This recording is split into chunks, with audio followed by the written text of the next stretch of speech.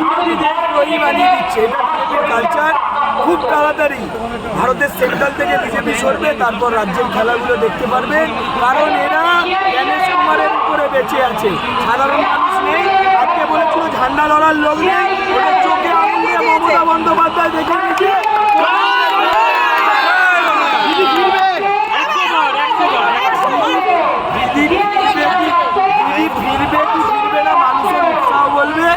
আগামী দিন। আর কিছুক্ষণ অপেক্ষা করুন, 3 বছরও সময় নেই, সেন্ট্রাল পড়ে যাবে। তারপর রাজ্যে মমতা বন্দ্যোপাধ্যায় ছাড়া কোনো কথাই হবে না। দিদি মানুষের সাথে, কর্মীদের আবেগ। তুমি আমার থেকে আমার বাড়ি গাড়ি সম্পত্তি মেরে ধমকে চমকাতে পারবে, তুমি আমার হৃদয় থেকে মমতার নাম সরাতে পারবে।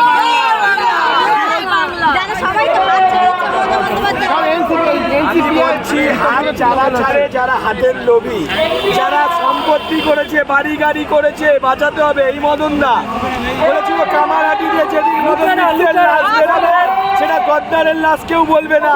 আজকে সব থেকে বড় গদ্দার বেঈমান কেন হয়েছে? যখন তার বউ আর ছেলেকে ইডি সিবিআই ডেকেছে। তার মানে এটা প্রমাণিত, যারা আজকে বালিশচাড়া তৃণমূলে গেছে প্রত্যেকের চার।